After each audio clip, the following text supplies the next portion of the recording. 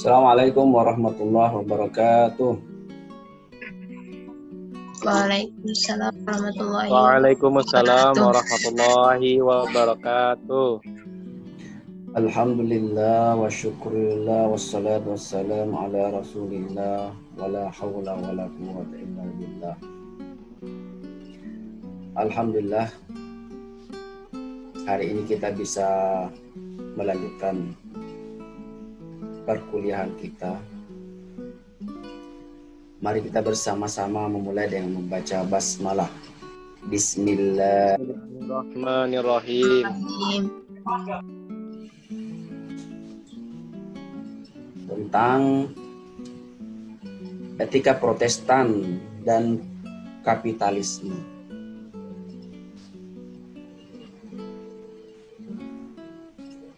Kenapa kita membahas etika Protestan ya? Padahal kita kan bukan Protestan.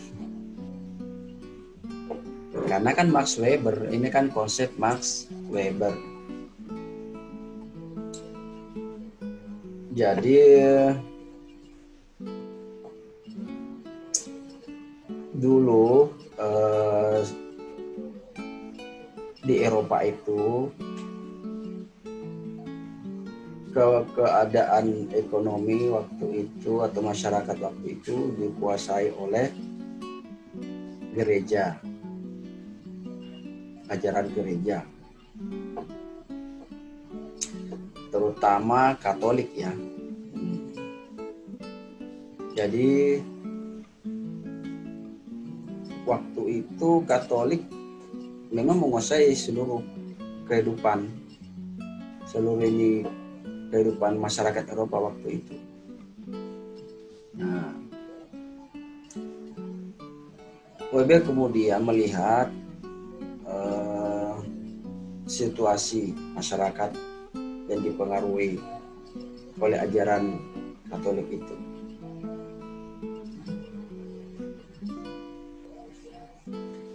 Jadi Weber ada sebuah karya ya yang tentang etika Protestan dan semangat kapitalisme.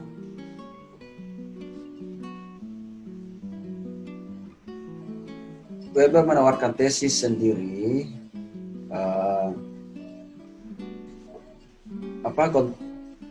kontrasnya bahkan bisa dibilang kontroversi dengan kajian sebelumnya yang mengatakan bahwa agama tidak dapat menggerakkan semangat ekonomi manusia. Jadi sebelumnya Weber tampil dalam panggung dunia, itu ada semacam ajaran atau keyakinan bahwa agama itu tidak bisa menggerakkan semangat ekonomi manusia. Agama masih dinominasi ajaran sofistik, yang mana ajaran itu mengajak manusia hanya untuk berdoa, melakukan ritual ibadah. Untuk apa? Supaya menghilangkan kecemasan, supaya masuk surga, selamat dunia dan akhirat. Itu yang terjadi sebelum Max Weber tampil. Kemudian akhirnya Weber membantah. Dia tampil terus membantah kecemasan tersebut. Bahwa fobia berlebihan yang diajarkan gereja Roma itu mengikat secara politis penganutnya. Jadi menurut Max Weber itu ajaran kecemasan itu supaya kita itu hanya untuk beribadah, hanya untuk berdoa, supaya kita itu selamat dari kita bisa masuk surga, kita selamat di dunia. Itu hanya ajaran politis pihak gereja Roma. Supaya apa? Supaya orang-orang itu tidak meninggalkan agama Katolik. misalnya bisa pindah ke agama Protestan. Jadi Protestan sama Katolik itu beda ya. Memang dua-duanya Kristen, tetapi kalau yang satunya Katolik, Kristen Katolik, yang satunya Kristen Protestan.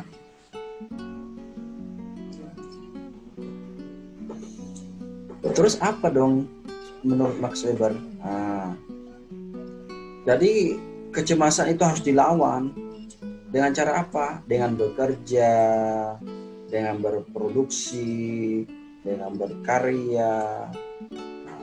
Jadi selama hidup kita ini, di dunia ini kita harus bekerja, kita harus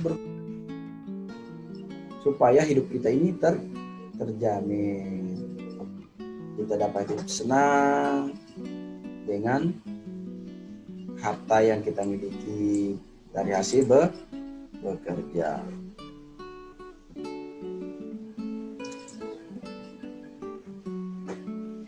Jadi awalnya itu intinya di masa Max Weber itu dia melihat masyarakat waktu itu kok tidak semangat untuk bekerja, tidak semangat untuk menjadi orang kaya, hanya banyak ibadah, hanya banyak ritual, hanya banyak mengutamakan akhirat. Itu karena ajaran gereja Katolik ya waktu itu.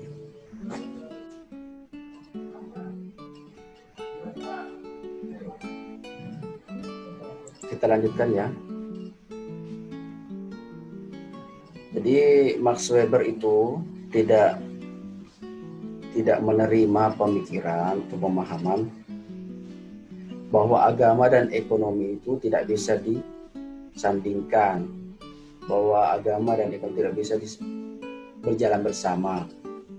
Dia membantah bahwa agama tidak bisa membuat orang kaya.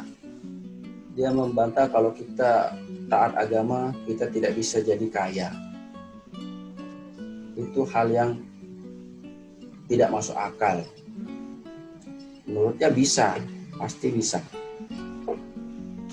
Terus apa yang dilakukan Max Weber? Kemudian Max Weber itu melakukan semacam penelitian. Jadi dia melakukan penelitian fenomena-fenomena yang terjadi di Eropa. Perkembangan ekonomi di Eropa itu dia teliti pada sekitar abad 18. Apa yang ditemukan? Yang menarik dari temuannya itu adalah bahwa industri di Eropa, basis industrialisasi di Eropa itu, misalnya di kawasan barat atau sekitar pesisir Atlantik itu, industri itu dikuasai oleh orang-orang Protestan, dikuasai oleh orang-orang Kristen Protestan. Itu di sisi pesisir Atlantik bagian barat ya, Eropa. Kemudian hal yang berbeda ditemukan Max Weber yang terjadi pada perekonomian agraris yang dikuasai oleh kalangan gereja maupun gereja Romawi. Dan di sini terjadi perbedaan antara Kristen Katolik dan Kristen Protestan. Perbedaan dalam apa? Dalam hal perekonomian, dalam hal kehidupan perekonomian mereka. Apa yang ditemukan Max Weber waktu itu? Misalnya, kalau orang Katolik itu kebiasaannya itu menjalankan agama sehari-hari itu dihabiskan di gereja, dihabiskan di rumah ibadat. Mereka berdoa, menjalani ritual-ritual agama, terus memohon penebusan dosa. Kan ada kan di dalam ajaran gereja itu surat penebusan dosa. Dengan menebus dosa itu, dosa-dosanya terkurangi atau bahkan diampuni.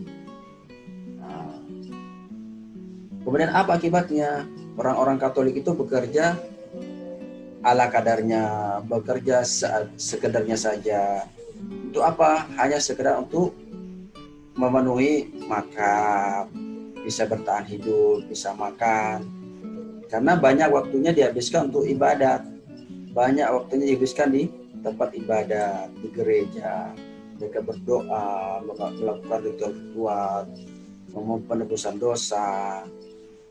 Nah, misalnya lagi yang ditemukan Max Weber, orang-orang Katolik kalau sudah selesai berolahraga, sudah selesai senam dan semacamnya itu,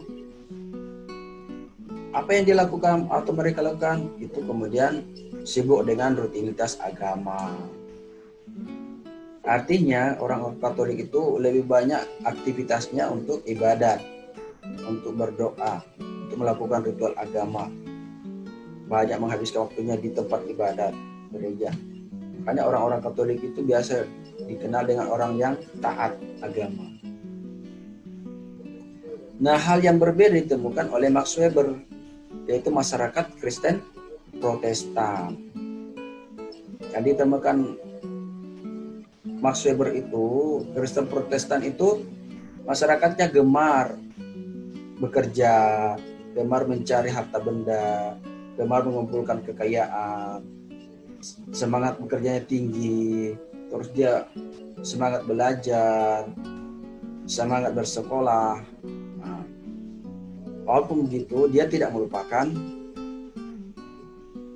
ibadah, tidak melupakan ajaran gereja, tidak melupakan ritual agama. Tetapi dia tidak banyak melakukan ritual agama. Kalau mungkin dikatakan hanya wajib-wajibnya saja, hanya pokok-pokoknya saja, yang sunat-sunatnya tidak. Dan setelah beribadat itu, mereka tidak tinggal di gereja, tidak tinggal di rumah ibadat, tidak bekerja ala kadarnya, tapi dia semangat. Protestan itu semangat mencari harta, semangat untuk bekerja, semangat memperkaya diri. Nah, itulah dua situasi atau dua keadaan yang ditemukan oleh Max Weber. Di mana orang Katolik itu semangat mencari dunianya kurang, semangat memperkaya kekayaan itu kurang, semangat kerjanya itu kurang, sampai semangat ibadatnya tinggi, semangat beribadatnya tinggi. Akhirnya apa ekonominya? Ya ala kadarnya, ekonominya ya begitu saja. Sementara sisi lain orang Nasrani, orang Kristen Protestan itu semangat ibadatnya ya mungkin dikatakan ya pokok-pokoknya saja, wajib-wajibnya saja. Tapi lebih itu semangat bekerjanya tinggi, mencari harta bendanya semangatnya tinggi, etos kerja tinggi. Sehingga apa? Banyak orang Nasrani yang kaya. Itu yang terjadi di Eropa, di mana industri banyak dikuasai oleh orang Protestan. Makanya dia mengatakan etika Protestan. Dengan etika Protestan itu bisa menumbuhkan etos kerja yang tinggi, bisa menumbuhkan perekonomian, bisa menjadikan orang kaya, bisa memperbaiki perekonomian masyarakat dengan etos Protestan, dengan etika Protestan. Nah, itulah sebenarnya yang ingin disampaikan oleh Max Weber, bahwa agama dan ekonomi itu bisa disandingkan. Agama dan ekonomi itu tidak betul kalau dikatakan agama tidak bisa membuat orang kaya. Agama itu bisa membuat kita kaya. Contohnya tadi, orang Protestan. Tapi kalau orang Katolik, ya itu hidupnya ala kadarnya. Bahkan ada dulu kan ada semacam filosofnya orang Katolik itu namanya Thomas Aquinas itu kan, Santo Thomas Aquinas. Nah, itu filosof dan teolog Katolik itu mengatakan bekerja bagi penganut agama gereja itu sekedarnya saja. Yang penting umat itu bisa bertahan hidup, manusia itu bisa makan, bisa mempertahankan hidup, itu saja cukup. Yang penting itu banyak pahala. Jadi kegiatan ekonomi tidak lebih hanya sebagai secondary, hanya sambilan saja untuk meningkatkan perekonomian. Yang penting itu menumpuk pahala, menambah pahala. Nah, itulah ajaran-ajaran Katolik, gereja Katolik. Maka etos kerjanya orang Katolik itu untuk mencari ekonomi itu, menumbuhkan perekonomian itu kurang. Nah, berbeda dengan orang Kristen Protestan. Makanya dengan fenomena itu Max Weber mendukung etos kerja Protestan untuk meningkatkan perekonomian. Nah, itu sejalan dengan kapitalisme. Kenapa? Karena kapitalisme itu kan memberikan kesempatan kepada siapa saja untuk mengembangkan perekonomiannya, untuk memperkaya diri, untuk menumpuk kekayaan. Itu sejalan dengan etos Protestan. Nah, pertanyaannya sekarang, bagaimana dengan Islam? Atau sebelum itu ke Islam, mungkin kita lihat dulu agama yang lain, Hindu, Buddha. Ada yang mau komentar? Bagaimana kira-kira, kalau tadi kan Max Weber kan Protestan dan Katolik. Jelaslah kalau Max Weber itu mendukung Protestan, bahwa kalau kita ingin kaya, ingin mendukung kapitalisme, ya sejalan dengan etos Protestan, etika Protestan. Tapi kalau Katolik tidak. Nah, sekarang bagaimana kalau Hindu sama Buddha? Kira-kira bagaimana? Ada yang mau komentar? Sebelum ke Islam, nanti Islam terakhir.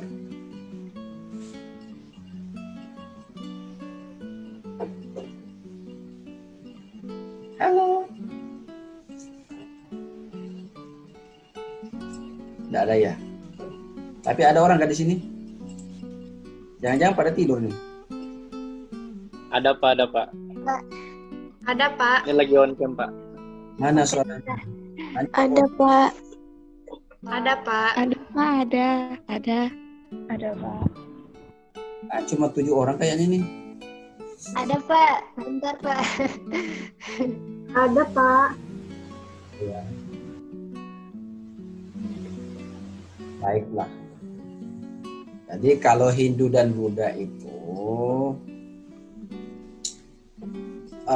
etos kerjanya dalam pembangunan ekonomi itu tidak bisa berkembang. Itu menurut Max Weber loh ya. Jadi Max Weber ternyata sudah pernah meneliti Hindu dan Buddha juga. Bahkan dia sudah menulis buku The Religion of India, Sociology of Hinduism and Buddhism. Nah, dalam buku itu dia mengatakan bahwa etos kerja dalam pembangunan ekonomi tidak bisa berkembang dalam budaya masyarakat Hindu dan Buddha. Kok bisa seperti itu? Karena terhalang oleh sistem kasta. Jadi dalam agama mereka itu kan ada kasta-kasta. Jadi kalau seseorang sudah berada di kasta tertentu, dia tidak punya kesempatan untuk mengembangkan ekonominya, mengembangkan kreativitasnya. Karena ada halangan-halangan yang diakui oleh agamanya. Bahwa kalau kasta ini hanya bisa melakukan ini. Tidak bisa yang lain. Akhirnya terbatas. Maka tidak sejalan dengan kapitalisme. Karena kapitalisme itu kan sendiri kan memberi kesempatan kepada siapa saja untuk mengembangkan ekonominya. Sementara menurut Max Weber, Hindu dan Buddha ini tidak bisa ada pembangunan ekonomi yang bebas seperti itu. Karena ada sistem kasta. Lagi pula agama Hindu dan Buddha itu mengajarkan tidak boleh berlebihan dalam mencari harta. Hindu dan Buddha itu mengajarkan hidup sederhana. Kenapa? Karena manusia hidup di dunia itu hanya sementara. Sehingga mencari harta benda yang banyak itu bukan menjadi prioritas utama, tidak diutamakan. Itulah ajaran Hindu Buddha. Tapi kok banyak juga ya orang Hindu kaya, orang Buddha kaya itu kayak gimana itu ya? Ya itu mungkin karena mereka mempunyai kasta yang paling tinggi. Kasta yang paling tinggi itu punya kesempatan. Tapi kasta yang rendah itu tidak punya kesempatan. Kalau kasta yang tinggi, nah dia punya keleluasaan.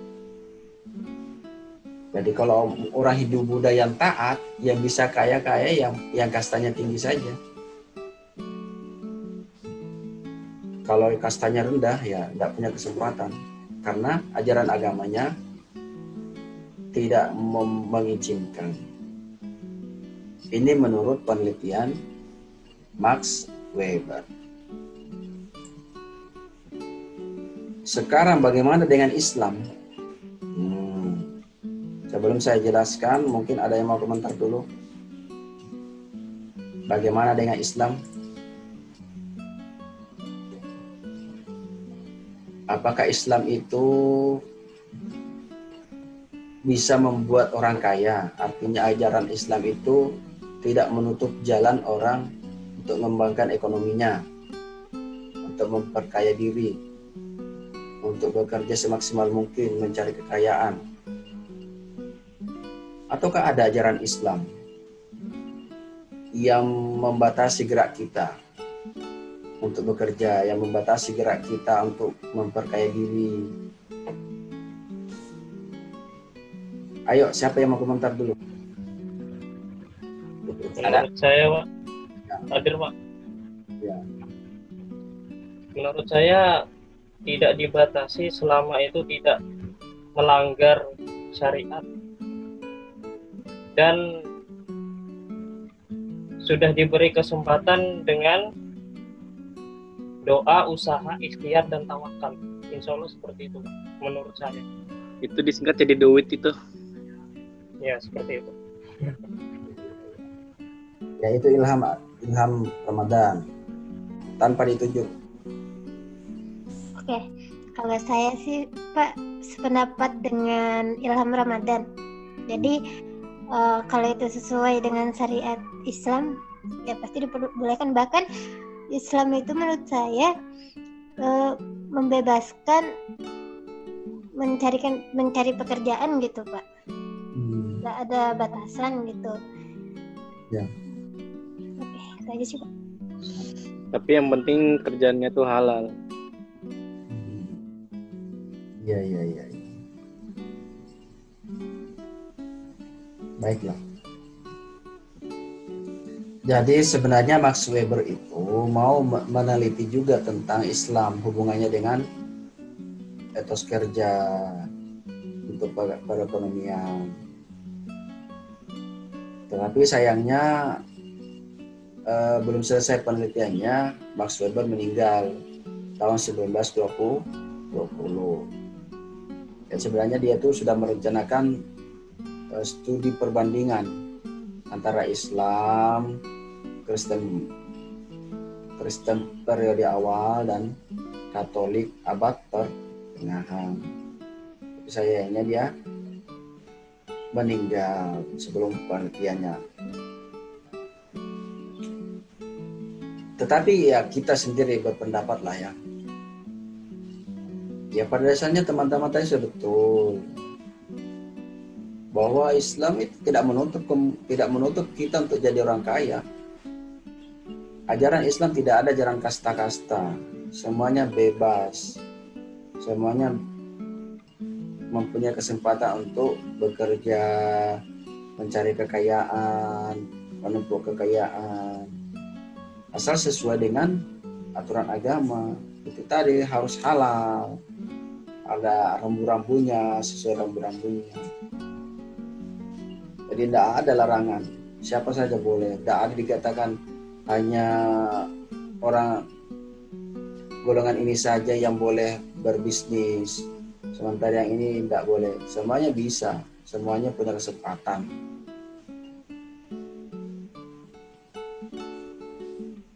Itu kan misalnya di surah Al-Jumu'ah. Kita kalau sudah sholat diperintahkan untuk bertebaran di dunia, mencari karunia Allah. Fa'idha quditis sholat fantashiru fil ardi wabtaghu min fadlillah.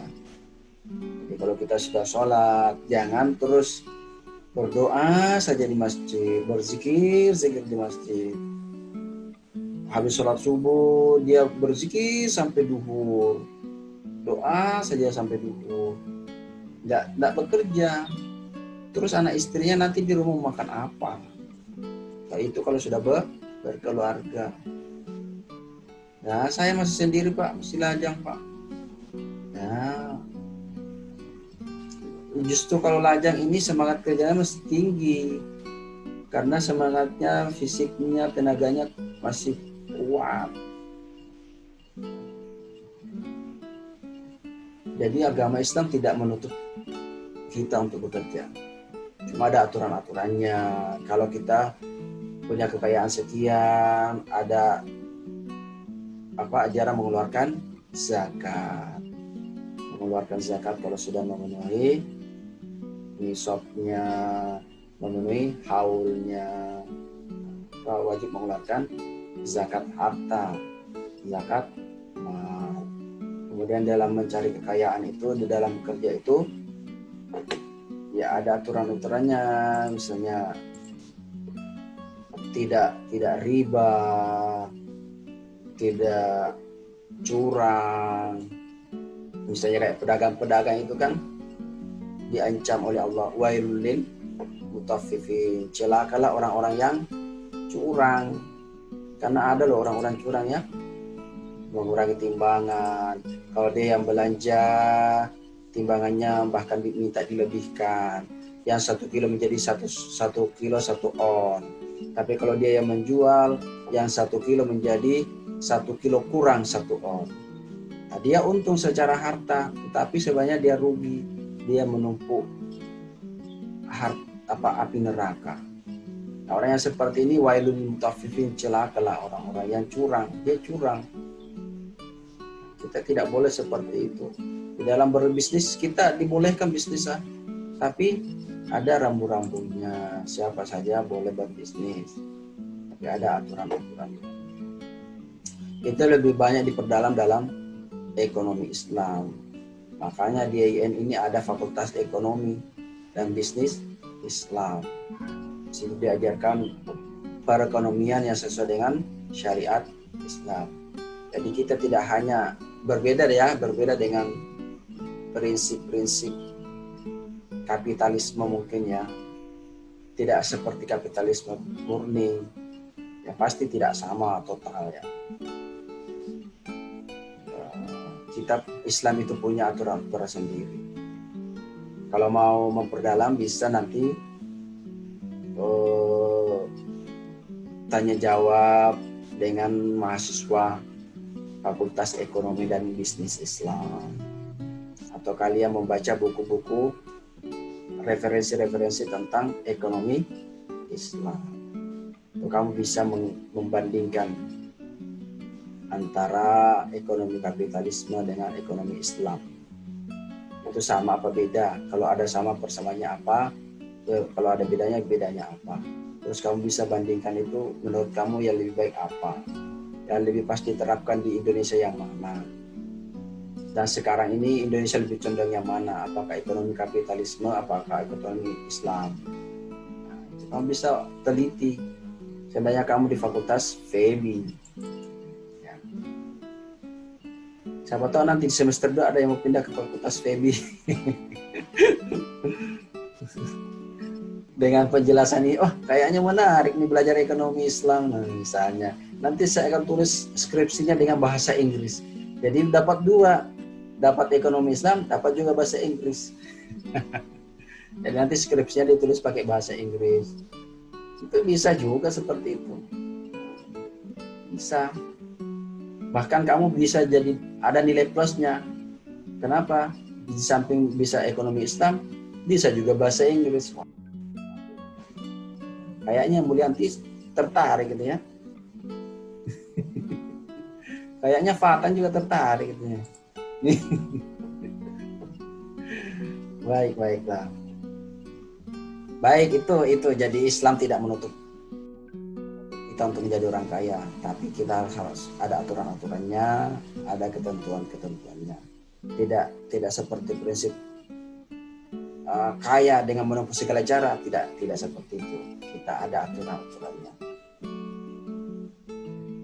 Itu saja penjelasan. Kalau ada yang mau ditanyakan silakan. Masih ada waktu sedikit. Kalau tidak ada kita tutup.